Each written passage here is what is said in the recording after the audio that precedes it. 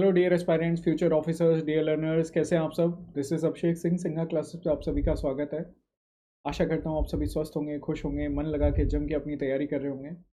आज मैंने इसका एक लाइव लेक्चर भी लिया था, but because of some technical reasons वो अपलोड नहीं हो पाया। तो वापस से मैं ये लेक्चर आप सभी के लिए बना रहा हूँ एंड इसे अपलोड कर रहा हूँ सो डैट कोई भी यूनिट, कोई भी सेक्शन छूट ना जाए। ठीक है, तो stay tune to Singha classes.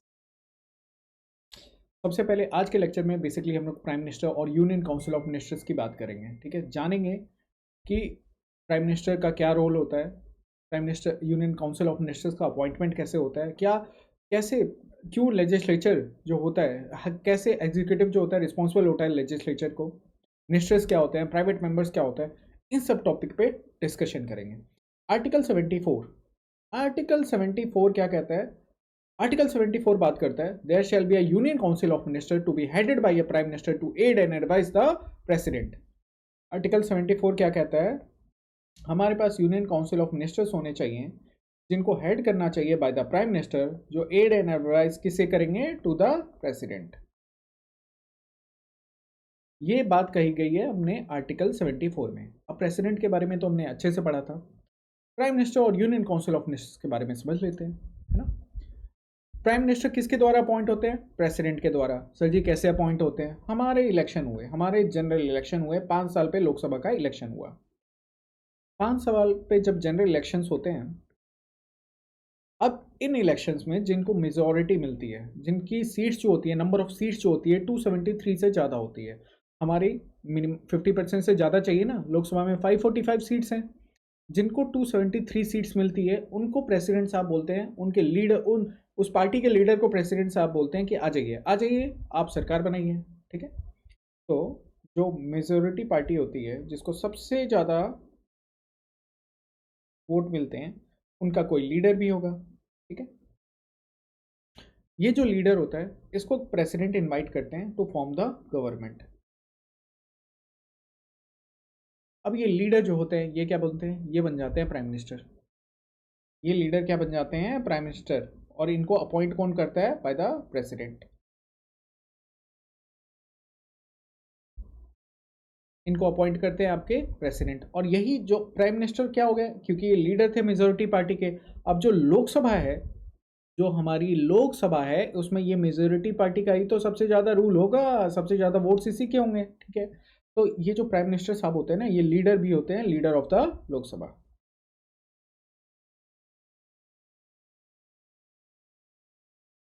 अब इन पीएम के कहने पे ये फिर प्रेसिडेंट को बोलते हैं, इन पीएम के कहने पे ये प्रेसिडेंट को बोलते हैं कि मुझे कुछ लेजिस्लेचर्स को, मुझे कुछ लोगों को मंत्री बनाना है। ठीक है, मुझे कुछ एक मंत्रिमंडल चाहिए, मुझे कुछ मिनिस्टर्स लोग चाहिए। ठीक है, तो प्रेसिडेंट के रिकमेंडेशन, प्राइम मिनिस्टर के रिकमेंडेशन पे प्रेसिडेंट जो है ना, कुछ लोगों को, कुछ लेजिस्लेचर्स को, कुछ चुन के आते हैं, कुछ एमपीज जो चुन के आते हैं, उनको क्या बनाते हैं? मंत्री बनाते हैं, काउंसिल ऑफ मिनिस्टर, जिनको हम काउंसिल ऑफ मिनिस्टर्स कहते हैं। ठीक है, क्या प्रोसीजर समझो। सबसे पहले कोई पार्टी बनी, इस पार्टी के जो लीडर हैं उनको हमारी प्रेसिडेंट जो होता है इनवाइट करते हैं टू फॉर्म द गवर्नमेंट। ये पार्टी आपस में मिलकर के डिसाइड कर लेती है हमारा प्राइम मिनिस्टर कौन होगा। प्राइम मिनिस्टर बन गया। ठीक है, इनको अपॉइंट कौन करते हैं? ये जो अपॉइंट करते हैं बाय द प्रेसिडेंट। अब ये जो प्राइम मिनिस्टर साहब है, जिनको अपॉइंट किया है प्रेसिडेंट ने, ये प्राइम मिनिस्टर साहब कुछ और एमपीज को, ये एमपीज कौन थे? मेंबर ऑफ पार्लियामेंट कौन थे? ये लेजिस्लेचर थे। इन लेजिस्लेचर्स को हमारे प्रेसिडेंट, प्राइम मिनिस्टर साहब प्रेसिडेंट से बोलते हैं कि इनको मुझे मंत्री बनाना है।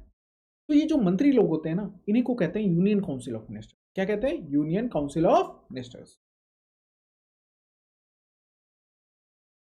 और यही यूनियन काउंसिल ऑफ मिनिस्टर बाद में प्रेसिडेंट को क्या करते हैं? इनकी फंक्शनिंग में एड एंड एडवाइस देते हैं, इनकी फंक्शनिंग में हेल्प करते हैं, उनको अपना काम करने में हेल्प करते हैं। सर्किल समझ में आ रहा है? चक्रव्यूह समझ में आ रहा है? तो आपने देखा क्या कि union council of ministers basically है कौन? ये वो लेजिस्लेचर्स हैं, ये वो लेजिस्लेचर्स हैं जिनको हमारे प्राइम मिनिस्टर साहब ने चुना और इनको एग्जीक्यूटिव बना दिया। क्योंकि प्राइम मिनिस्टर साहब अपने मंत्रियों की हेल्प से ही तो सरकार चलाएंगे ना, कोई भी जो पॉलिसीज आएगी उसको इंप्लीमेंट करेंगे, है ना। ये जो prime minister plus union council of ministers जो है, यही मिलकर के तो सरकार चला रहे हैं, यही तो देश की गवर्नमेंट चला रहे हैं। अब मैंने लेजिस्लेचर और एग्जीक्यूटिव वाले चैप्टर में बताया था, एग्जीक्यूटिव का काम क्या होता है, कार्यपालिका, सरकार चलाती है वो, कोई भी पॉलिसीज लाए उसको इम्प्लीमेंट करती है। एट प्रेजेंट कितने मंत्री हैं, बताइए बताइए, कमेंट सेक्शन में बताइए कितने मंत्री हैं। ठीक है, एट प्रेजेंट अगर पीएम प्लस 71 मिनिस्टर्स हैं। अब ये जो मंत्री होते हैं, ये यूनियन काउंसिल ऑफ मिनिस्टर्स जो होते हैं, इनका भी डिवीज़न होता है। ये डिवीज़न कैसे होता है साहब, वो डिवीज़न भी मैं आपको समझा देता हूँ। सबसे सेंटर में आते हैं हमारे प्राइम मिनिस्टर। प्राइम मिनिस्टर के ऊपर आते हैं आपके कैबिनेट मिनिस्टर्स। कैबिनेट मिनिस्टर्स के ऊपर आते हैं आपके minister of state independent charge.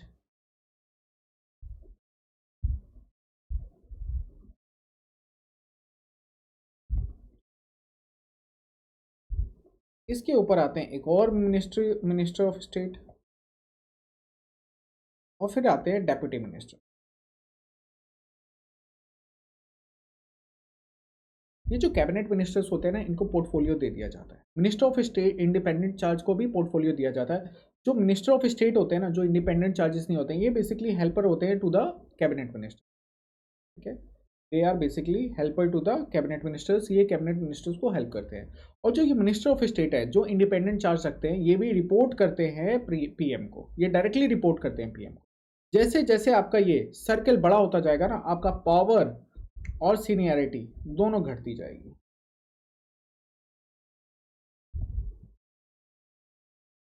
ठीक है, समझ में आया? जैसे जैसे आपका ये सर्कल बढ़ता जाएगा, आपकी पावर और सीनियरिटी घटती जाएगी। यहां तक क्लियर हुआ? वीडियो अच्छा लग रहा है तो लाइक करना, शेयर करना, कमेंट करना, हमारी ऐप डाउनलोड करना, हमारे टेलीग्राम चैनल पे जुड़ना। वहाँ मैं यूपीएससी से रिलेटेड जो मटेरियल है, अब डेली हम मतलब द हिंदू का जो भी इंपॉर्टेंट पॉइंट्स है, जो भी द हिंदू से न्यूज़ आ रही है, वो सारी सेग्रीगेट करके, इवन कौन से सेक्शन में कौन सी न्यूज़ आई है, वो सारा सेग्रीगेशन किया हुआ रहता है। वो सारी इंपॉर्टेंट अपडेट्स ऐप में मिल जाती है, सॉरी टेलीग्राम चैनल पे मिल जाती है। करंट अफेयर्स की मैगजीन आपको ऐप में मिल जाती है ना। बाकी बहुत सारी टेस्ट सीरीज है जो ऐप में, रियल टाइम टेस्ट सीरीज जो ऐप में आ रही है धीरे धीरे करके। हाँ? तो टेलीग्राम चैनल पे जुड़े, टेलीग्राम का लिंक हमारे चैनल पे दिया हुआ है, चैनल के डिस्क्रिप्शन में दिया हुआ है। आप ऐप को डाउनलोड करें, उसका भी डिस्क्रिप्शन, उसका भी जो लिंक है हमारे चैनल के डिस्क्रिप्शन में दिया हुआ है। चलो आगे बढ़ते हैं, आगे चलते हैं साहब। अब देखो क्या होता है, कैसे चुन लिया गया हमारे प्राइम मिनिस्टर को। प्राइम मिनिस्टर ने किन को चुनवाया, फिर यूनियन काउंसिल ऑफ मिनिस्टर बनाया। यूनियन काउंसिल ऑफ मिनिस्टर में आपके क्या, यूनियन काउंसिल ऑफ मिनिस्टर सारी जितनी प्रजाति है ना ये मंत्रियों की, सबको कवर करती है। कैबिनेट मिनिस्टर जो होते हैं काफी क्लोज होते हैं टू द प्राइम मिनिस्टर। और इसी में एक और कंसेप्ट आता है, that is a kitchen cabinet. ये समझो क्लोजेस्ट होते हैं, क्लोजेस्ट मिनिस्टर्स टू पीएम, ये सबसे करीबी होते हैं। इनके बारे में कभी मीडिया में नहीं सुनोगे आप, क्या बेसिकली, बट ये पीएम को सबसे ज़्यादा हेल्प करते हैं। ये मतलब समझो कि जो पीएम की पॉलिसी मेकिंग है ना, उनमें मेजर कंट्रीब्यूशन होता है किचन कैबिनेट वाले लोगों का। बहुत सारे पीएम इनको बनाते हैं, बहुत सारे पीएम इस किचन कैबिनेट को नहीं बनाते हैं। ये बेसिकली अगर पीएम और कैबिनेट मिनिस्टर्स की बात की जाए तो उसके बीच में आती है कहीं ना कहीं किचन कैबिनेट। 2-3 लोग ही होते हैं ये, और फिर आता है आपका कैबिनेट। चलो, उम्मीद करता हूँ यहाँ तक समझ में आया होगा। कोई डाउट होगा तो पूछ लेना, कमेंट्स पे पूछ लेना, टेलीग्राम पे पूछ लेना। Article 75 of the Constitution says Prime Minister shall appointed by the President and the other minister shall be appointed by President on advice of the Prime Minister. Members of Parliament are appointed as ministers. ठीक है, in case a non-member is appointed as a minister, he must be elected to the Parliament within 6 months from the date of his appointment. देखो ऐसा भी हो सकता है कि किसी मंत्री को, कोई एक ऐसे आदमी को मंत्री चुन लिया जाए जो जो कोई भी मेंबर नहीं है पार्लियामेंट का, ठीक है, बट उसको 6 महीने के अंदर पार्लियामेंट का मेंबर बनना पड़ेगा। क्या ध्यान रखना कि मैंने क्या बताया, मंत्रियों को कहाँ से चुना जा रहा है, जो मेंबर है किसके, पार्लियामेंट के। अब कोई ऐसा मंत्री जो पीएम है उसको लगता है कि नहीं यार इस आदमी में दम है, ये हमारे देश को कहीं कुछ बना सकता है, कुछ आगे ले जा सकता है, तो हो सकता है कि उसको जो हमारे देश के प्राइम मिनिस्टर है एक मंत्री बना दें, अपनी मंत्रिमंडल में शामिल कर ले, अपनी कैबिनेट में शामिल कर ले। तो उस आदमी को पार्लियामेंट का इधर राज्यसभा और लोकसभा 6 महीने के अंदर एक मेंबर के रूप में चुनना होगा, अपने आप को खुद को सिलेक्शन लेना होगा, वरना उसका मंत्री वरना उसे रिजाइन करना पड़ेगा। ठीक है, चलो आगे बढ़ते हैं, आगे बढ़ते हैं। हाँ, composition of council of ministers देख लो। मिनिस्टर ऑफ स्टेट सबसे पहले ये मैंने समझा ही दिया, कैबिनेट मिनिस्टर्स, फिर minister of state independent charges आते हैं, फिर लास्ट में आपका डेप्यूटी मिनिस्टर्स आते हैं काफ़ी सारे। Size of council of ministers देखो, यहाँ पे एक क्वेश्चन आता है कि मेरी सरकार बनी है, मैं चाहूँ तो मैं अपने सारे मंत्रियों को ही क्यों नहीं मैं बना देता हूँ, मैं अपने सारे मंत्रियों को, सारे जितने भी लोग चुन के आए, जितने भी एमपी चुन के आए, सबको मंत्री बना देता हूँ, कर सकता हूँ ना ऐसा। यहाँ पे ध्यान से सुनना, ध्यान से समझना मेरी बात, ठीक है, इस चीज़ को क्यों, क्योंकि यहाँ पे आपको एक कंसेप्ट क्लियर होगा, बहुत इंपॉर्टेंट कंसेप्ट और लाइफ टाइम याद रहेगा। लोकसभा इलेक्शन हुए 545, टोटल सीट्स जीतने के लिए, गवर्नमेंट फॉर्म करने के लिए 273, मेरी सरकार है, मेरी पार्टी है, मुझे 280 सीट्स मिली। कितनी सीट्स मिली? 280 सीट्स। मैंने क्या कहा, मैंने प्रेसिडेंट साहब से बोला मुझे 280 लोगों को मंत्री बनाना है, मंत्री बना दिया। 280 हमारे हो गए एग्जीक्यूटिव, फिर लेजिस्लेचर कितने रह गए? लेजिस्लेचर जो बाकी लोग हो गए वो कितने रह गए लेजिस्लेचर? अगर 280 लोगों को आपने एग्जीक्यूटिव का पार्ट बना लिया तो बाकी के लेजिस्लेचर्स कितने रह गए? 545 में से 280 घटा दो, कितना बचा? 5 14 में से 6 65। यहाँ तो आपके लेजिस्लेचर्स कम हो गए एग्जीक्यूटिव से। लेजिस्लेचर जब एग्जीक्यूटिव से कम हो गए तो साहब क्या फ़र्क हो गया? क्या क्या नौबत आ गई? कौन सी नौबत आ गई? क्या दिक्कत हो गई इससे? इससे दिक्कत क्या हुई वो समझो। भाई आप घर में छोटे हो, आप अपने बड़े को रिपोर्ट करते हो, आप अपने पेरेंट्स को रिपोर्ट करते हो, आपका छोटा भाई आपको रिपोर्ट करता है, तो नेचर में ना जनरली जो छोटा होता है वो बड़े को रिपोर्ट करता है, यानी छोटा वाला जो आदमी होता है रिस्पॉन्सिबल होता है to the bigger one, to the adult one. ठीक है, अब अगर तो यहाँ पे क्या देख रहे हो, लेजिस्लेचर एग्जीक्यूटिव से छोटे हो गए तो एग्जीक्यूटिव भी हो जाएगा, लेजिस्लेचर रिस्पॉन्सिबल हो जाएगा एग्जीक्यूटिव को। बट हमारे कॉन्स्टिट्यूशन में क्या है, executive is responsible to the legislature, मतलब ये जो चीज़ है फिर वायलेट कर देगी किसको? वायलेट करेगी हमारे प्रिंसिपल को, जो कहती है कि executive is responsible to the legislature. समझ में आया? इस प्रिंसिपल को तो वायलेट कर देगी। इसीलिए 91st कॉन्स्टिट्यूशनल अमेंडमेंट में ये कहा गया कि 15%, यानी लोकसभा की जो स्ट्रेंथ है, ये स्टेट लेजिस्लेचर्स की जो स्ट्रेंथ है, उसके 15% से ज़्यादा लोगों को आप मिनिस्टर्स नहीं बना सकते। ठीक है, ये चीज़ ध्यान रखना, पूछी जाती है एग्जाम में। In case of smaller state maximum number of ministers is 12। देखो, these steps are taken for following reasons: to curb the government expenditure, check defections from one party to। Anti defection law के बारे में जब पढ़ेंगे तब देखेंगे defection क्या होता है। अब प्राइम मिनिस्टर्स की पावर को समझ लिया जाए। Prime minister and the president advises the president on various appointment to important post such as जजेस of supreme court, governors, ambassadors. Appoint करते हैं इन लोगों के अपॉइंटमेंट में प्रेसिडेंट, इनको अपॉइंट कौन करता है? हमारे प्रेसिडेंट करते हैं, on the advice of prime minister and council of ministers. Advises the president to summon and prorogue the parliament and dissolve the Lok Sabha. भाई डिसॉल्व करवा सकते हैं ना प्राइम मिनिस्टर चाहे तो लोकसभा को। ऐसी है कि एक नाव है, एक नाव में जो लोग बैठे हुए हैं वो हैं यूनियन काउंसिल ऑफ मिनिस्टर, और उनके जो चप्पू चलाने वाले आदमी हैं वो हैं प्राइम मिनिस्टर। जिस दिन मन किया ना प्राइम मिनिस्टर की, नाव उड़वा देते हैं, भाड़ में गई जनता, नाव लेके डूब जाएंगे, पूरे काउंसिल ऑफ मिनिस्टर भी डूब जाएंगे, सबको रिजाइन करना पड़ेगा।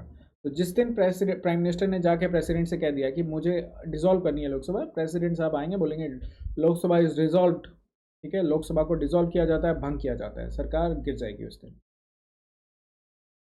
Prime minister chooses the ministers on his advice the देखो, prime minister chooses the minister and on his advice the president appoints the them, ये हमने देखा अभी।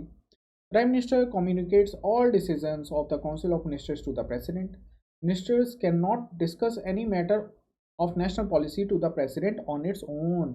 ये मतलब है कलेक्टिव रिस्पॉन्सिबिलिटी का। कोई एक मंत्री जा करके प्राइम मिनिस्टर से, प्रेसिडेंट से डिस्कशन नहीं कर सकता है। प्रेसिडेंट को जाके ये नहीं कह सकता है कि मेरा तो ये मन कर रहा है, आप ये डिसीजन ले लो ना। यूनियन काउंसिल ऑफ मिनिस्टर्स जो होते हैं ये कलेक्टिवली रिस्पॉन्सिबल होते हैं टू द लोकसभा, और जो मिनिस्टर्स होते हैं, जो जितने भी मिनिस्टर्स होते हैं, ये इंडिविजुअल लेवल पे भी रिस्पॉन्सिबल होते हैं टू द प्रेसिडेंट। यहाँ पे कंसेप्ट आता है कलेक्टिव रिस्पॉन्सिबिलिटी और इंडिविजुअल रिस्पॉन्सिबिलिटी का। सर ये क्या है, समझाइए जरा। देखो, प्राइम मिनिस्टर जो है, जब वो चुन के आए, अगर आप उनको सारी अथॉरिटी दे दोगे, सारी डिसीजंस लेने की रिस्पॉन्सिबिलिटी दे दोगे, तो वो एक अथॉरिटेरियन गवर्नमेंट बना लेंगे भाई, सत्तावादी गवर्नमेंट ले लेंगे। वो कोई भी डिसीजन है अपने मनमानी से ले लेंगे, है ना। तो प्राइम मिनिस्टर्स को क्या है कि किसी भी डिसीजन को लेने से पहले यूनियन काउंसिल ऑफ मिनिस्टर्स की मंजूरी चाहिए होती है। यूनियन काउंसिल ऑफ मिनिस्टर्स कोई भी जो पॉलिसी आ रही है उनकी मंजूरी चाहिए होती है। प्राइम मिनिस्टर्स अकेले डिसीजंस नहीं ले सकते हैं। अब जब पूरा समूह, पूरा काउंसिल ऑफ मिनिस्टर्स और आपके प्राइम मिनिस्टर मिल करके कोई डिसीजन ले रहे हैं, उस पॉलिसी को ला रहे हैं, तो ऑब्वियस सी बात है ना, उसके लिए रिस्पॉन्सिबिलिटी भी तो उन्हीं की रहेगी, है ना। इसीलिए union council of minister collectively responsible होते हैं किसी भी डिसीजन की। This is called collective responsibility. कोई एक मंत्री नहीं होता। बट मैंने अभी एक नाव बताई आपको, वो नाव क्या बताई कि ये आपकी है नैया, इस नैया में बैठे हैं आपके बहुत सारे लोग, ये हैं आपके यूनियन काउंसिल ऑफ मिनिस्टर्स, ठीक है। इनको चला रहे हैं हमारे प्राइम मिनिस्टर साहब। अब प्राइम मिनिस्टर ने बोला, ये जो प्राइम मिनिस्टर थे, और ये प्राइम मिनिस्टर जो हैं, यहाँ पे एक मालिक साहब बैठे हैं, जो मालिक हैं हमारे देश के प्रेसिडेंट। अब प्राइम मिनिस्टर को लगा कि कोई एक आदमी है वो हुड़दंगई कर रहा है, आप ही के जैसा कोई शैतान सा आदमी आ गया है, दिन भर उछल कूद मचा रहा है। तो प्राइम मिनिस्टर ने प्रेसिडेंट को कहा कि इस आदमी को निकाल के बाहर फेंको। प्रेसिडेंट तो मालिक है भाई जहाज के। Who is the head of the nation? Nation के हेड कौन है? प्रेसिडेंट है। First person of the country कौन है? प्रेसिडेंट। उन्होंने इस आदमी को निकाल के बाहर फेंक दिया पानी में। तो ये जो आदमी है जिसको प्राइम मिनिस्टर ने पसंद नहीं किया, उसको प्रेसिडेंट ने निकाल के बाहर कर दिया। यानी मिनिस्टर इंडिविजुअल लेवल पे रिस्पॉन्सिबल है to the president. President on the advice of the, on the recommendation of the parliament can remove a minister. This is called individual responsibility, है ना। यानी हर मंत्री जो होता है इंडिविजुअली रिस्पॉन्सिबल है टू द प्रेसिडेंट, क्योंकि वो प्रेसिडेंट उस मिनिस्टर को रिमूव कर सकता है on the recommendation of prime minister. आपने कितनी बार देखा होगा हमारे मंत्रिमंडल, मतलब स्पेशली मोदी गवर्नमेंट की सरकार में मंत्रिमंडल रीशफल हुआ है। तो मिनिस्टर्स जो होते हैं वो इंडिविजुअल लेवल पे रिस्पॉन्सिबल होते हैं टू द प्रेसिडेंट, और हमारा यूनियन काउंसिल ऑफ मिनिस्टर्स होता है, ये क्या होता है, ये रिस्पॉन्सिबल है टू द लोकसभा। इनकी कलेक्टिव रिस्पॉन्सिबिलिटी होती है। तो आपको कलेक्टिव रिस्पॉन्सिबिलिटी, ठीक है, वर्सेस इंडिविजुअल रिस्पॉन्सिबिलिटी, दोनों में डिफरेंस समझ में आ गया?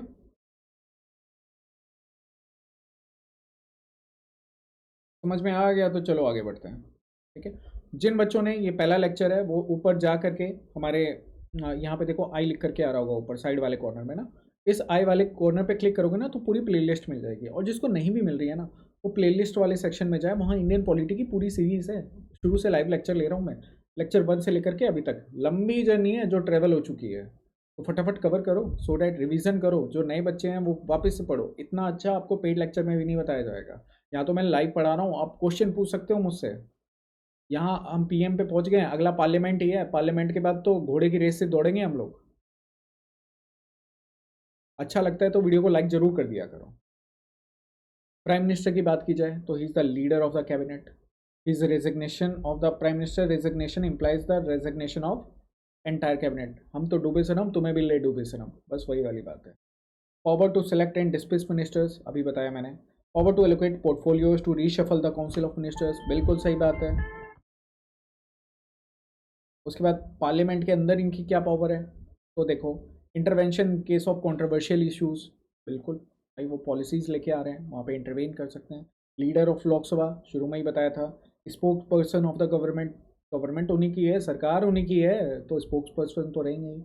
Defender of the government policies, nation की तरह लीडर ऑफ द नेशन है। प्राइम मिनिस्टर क्या है, as a leader of nation भी एक्ट करते हैं, कहीं भी जा रहे हैं। आज हमारे देश के प्राइम मिनिस्टर ही है ना, हमारे देश की basically prime minister real form of government है, प्रेसिडेंशियल फॉर्म ऑफ गवर्नमेंट तो है नहीं। तो जब prime ministerial form of government है, प्राइम मिनिस्टर को रियल हेड बनाया गया है, तो वही तो लीडर है हमारे देश के। हमारे देश को रिप्रेजेंट कौन कर रहे हैं, हमारे देश को रिप्रेजेंट कर रहे हैं हमारे देश के prime minister. Prime Minister represents the nation. When he speaks, the entire nation is supposed to be speaking through him. During a national crisis, even opposite parties support the Prime Minister. The Prime Minister is also ex-officio chairman of Niti Aayog and the Atomic Energy. ये important है, याद कर लेना, पूछा जाता है। Prime Minister decides what kind of relation India will have with the other countries. ठीक, समझ में आया? Check on the authorities of Prime Minister. ये important नहीं है। Collective responsibility of the cabinet. Vote of confidence against one ministry is vote of against the whole ministry and entire ministry has to raise. यहाँ पे concept आता है no confidence motion. No confidence motion, anti defection laws, ये सब मैं अच्छे से आपको एक अलग से लेक्चर में पढ़ा दूंगा। वहाँ पे हम बता देंगे कि भाई नो कॉन्फिडेंस मोशन क्या है, एंटी डिफेक्शन लॉज क्या है, विप क्या होता है, ये सारी चीज़ें मैं अलग से आपको एक लेक्चर में ही लिया। अभी हम पीएम और यूनियन काउंसिल ऑफ मिनिस्टर्स को देख लें। Decision taken in the cabinet meeting will be equally applicable to all ministers, even though they may have different among themselves on a particular policy. क्या है ये कलेक्टिव रिस्पॉन्सिबिलिटी, कौन सा article, article 75। भाई हर आदमी कुछ भी डिसीजन ले सकता है, मेरा मन कर रहा है नहीं ये नहीं होना चाहिए, अगर मैं मंत्रिमंडल का पार्ट हूँ, हो सकता है हर आदमी का जो विचारधारा है वो अलग होगा, लेकिन उनको एक ही डिसीजन लेना होगा। That is collective responsibility, article 75। All ministers jointly share the responsibility of the policy and program. The ministers must support and defend these policies inside and outside the parliament. Individual responsibility of the cabinet. Ministers are individually responsible to the president. अच्छे से समझाया मैंने अभी आपको। President तो मालिक है ना नाव के, किसी भी मिनिस्टर्स को प्राइम मिनिस्टर ने कह दिया है तो कह दिया, भाई ने बोला करने का तो करने का। ठीक, चलो, cabinet versus council of ministers, मैंने वो सर्किल समझाया था। काउंसिल ऑफ मिनिस्टर्स में पूरा का पूरा मंत्रिमंडल ही आ जाता है, सब आ जाते हैं, कैबिनेट मिनिस्टर, डिप्टी मिनिस्टर, है ना, सब आ जाते हैं, है ना। बट काउंसिल ऑफ मिनिस्टर्स जो सॉरी कैबिनेट मिनिस्टर नहीं, काउंसिल ऑफ मिनिस्टर में सारा आ जाता है। कैबिनेट मिनिस्टर जो होते हैं क्लोजेस्ट होते हैं टू द प्राइम मिनिस्टर, वो स्टार्टिंग में मैं आपको सर्किल में बता चुका हूँ। Council of minister consist of all categories of ministers. Cabinet ministers are the senior most minister. According to Constitution, President acts on the advice of Council of Ministers, but in reality, this is not the case. Cabinet advises President through the Prime Minister. Cabinet minister जो होते हैं वो prime minister वो advice करते हैं किसको, ये constitutional language हो गई, ये रियलिटी वाली लैंग्वेज हो गई, है ना। ये कॉन्स्टिट्यूशन में तो ये लिखा है, कौन सा आर्टिकल, आर्टिकल बोलो यार, आर्टिकल बताओ फटाफट, आर्टिकल 74, बट रियलिटी में तो ये चल रहा है। They rarely meet on day-to-day working of the government. Small cohesive group of senior most ministers who meet. यहाँ पे एक कंसेप्ट और मैं आपको समझाना चाहूँगा, that is motion of thanks या वोट ऑफ थैंक्स कह लो आप। वोट ऑफ थैंक्स ये क्या होता है साहब, ये क्या होता है, हर साल पहले सेशन के पहले दिन हमारे जो प्रेसिडेंट साहब होते हैं, हमारे जो प्रदेश के प्रेसिडेंट होते हैं, वो पार्लियामेंट को संबोधित करते हैं, एड्रेस करते हैं, ठीक है। फर्स्ट डे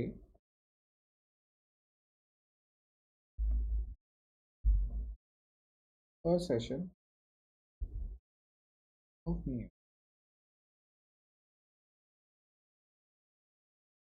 इस दिन क्या होता है, जो प्रेसिडेंट होते हैं ये एड्रेस करते हैं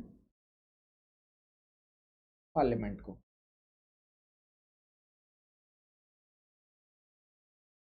पार्लियामेंट जो है ये 2 सदनों में बैठी हुई है, Lok Sabha and Rajya Sabha.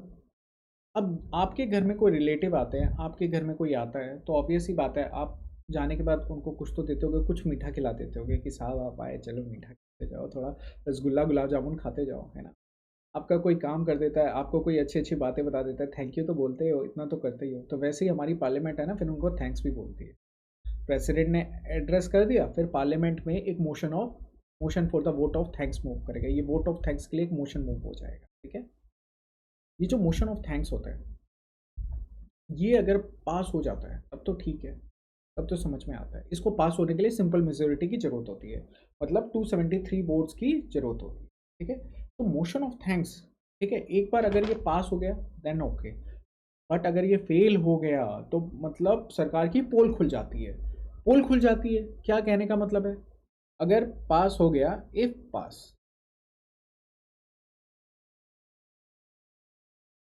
Then okay,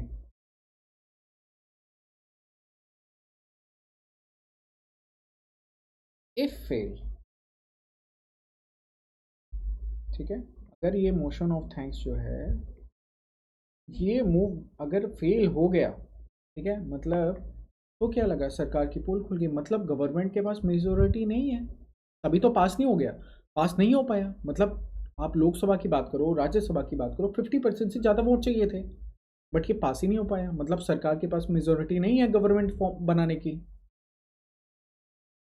government बनाने की जब मेजोरिटी नहीं है, मतलब क्या हुआ कि कहीं ना कहीं दिक्कत तो है। अब अपोजिशन लीडर जो हैं वो उनके कान खड़े हो जाएंगे, कान खड़े हो जाएंगे। तो यहाँ मोशन ऑफ थैंक्स के बाद है ना, गवर्नमेंट के बाद एक पास बड़ा एक एम्बैरेसिंग सा सिचुएशन होता है। एम्बैरेसिंग सिचुएशन ये कि यार सरकार हमारी फिर भी हमें मोशन ऑफ थैंक्स पास नहीं करा पाए। तो यहाँ पे पीएम रिजाइन नहीं करते हैं डायरेक्टली, ऐसा नहीं है कि मोशन ऑफ थैंक्स नहीं पास हुआ तो पीएम रिजाइन कर देंगे, नहीं।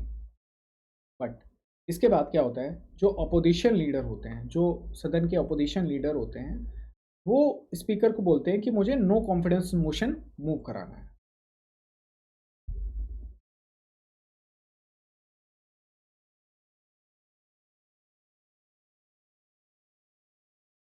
अविश्वास प्रस्ताव को मूव कराना है, स्पीकर को कहते हैं। ये नो कॉन्फिडेंस मोशन किसके अगेंस्ट में होता है, ये no confidence union council of ministers के अगेंस्ट में, क्योंकि कलेक्टिव रिस्पॉन्सिबिलिटी है ना भाई लोकसभा में। ऐसा तो नहीं है कि किसी मंत्री के लिए, कलेक्टिव रिस्पॉन्सिबिलिटी है, पूरा union council of minister responsible है। तो ये स्पीकर साहब को कहते हैं कि मुझे नो कॉन्फिडेंस मोशन को मूव कराना। स्पीकर इफ सेटिस्फाइड ये मूव करा देते हैं। अगर पास हो गया तो पीएम हैव टू, तो क्या होता है, पूरा मंत्रिमंडल, पूरा कैबिनेट जो होता है वो भंग हो जाता है, गवर्नमेंट गिर जाती है, गवर्नमेंट, और फिर से इलेक्शन कराने पड़ते हैं। तो ये इंपॉर्टेंस होती है आपके वोट ऑफ थैंक्स की। क्लियर हुआ, मजा आ रहा है, समझ में आ रहा है, कंसेप्ट क्लियर हो रहे हैं, इतनी डिटेल में बता रहा हूँ यार, इतने अच्छे से बता रहा हूँ। फिर भी कोई डाउट होता है तो मैं हमेशा कहता हूँ कमेंट सेक्शन में बता दो, टेलीग्राम पे बता दो। कोई भी डाउट रहता है तो मुझसे आप, मेरा नंबर भी है डिस्क्रिप्शन सेक्शन में, ठीक है, कनेक्ट हो सकते हो। Even not only about preparation, मतलब सिर्फ पॉलिटिक्स की प्रिपरेशन की बात नहीं कर रहा हूँ, अगर इससे हट करके आपको कभी स्ट्रेटजी बनाने में या कुछ समझ में नहीं आता है कि सर आगे कैसे बढ़े, आगे कहाँ से प्रोसीड करें, तो आप कभी भी मुझे मैसेज कर सकते हो।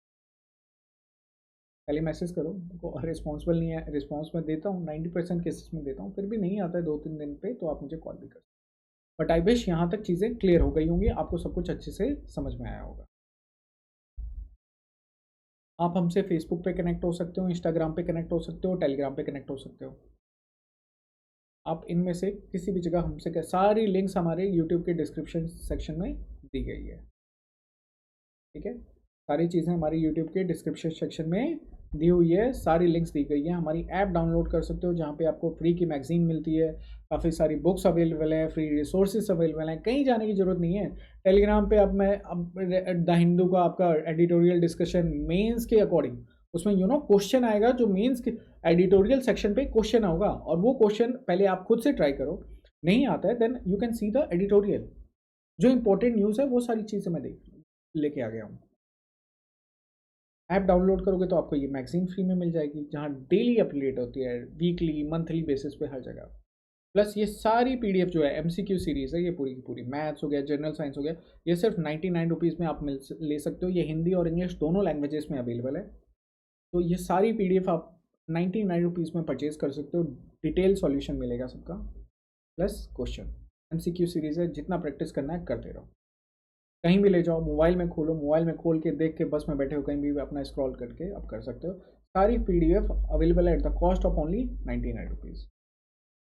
प्लस एक ऐसे राइटिंग कोर्स भी है, जिन लोगों को ऐसे राइटिंग में दिक्कत होती है, क्योंकि बहुत लोग होते हैं जो कहीं से कुछ भी लिखते हैं। इनको यूपीएससी का जो ऐसे राइटिंग है, एसे एंड एथिक्स, दो ऐसे पेपर होते हैं जो आपके लिए गेम चेंजिंग प्रूफ हो सकते हैं।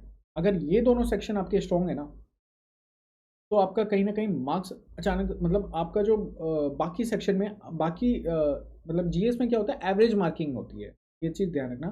टॉपर्स के जब मार्क्स उठा के देखोगे तो जीएस में एवरेज मार्किंग होती है। तो अगर एथिक्स आपका स्ट्रॉन्ग है ना, तो बिलीव मी, आप लोगों से कई गुना ज़्यादा, मतलब इवन कई सेक्शंस आप कम एफर्ट में भी अच्छी रैंक ला सकते हो। जीएस में क्योंकि एवरेज मार्किंग रहेगी, अगर आपका एस एथिक्स ये दो सेक्शन से स्ट्रॉन्ग हो गया, तो आप बहुत अच्छा खासा मार्जिन ले जाओगे, है ना, आपकी रैंक बहुत बढ़ जाएगी।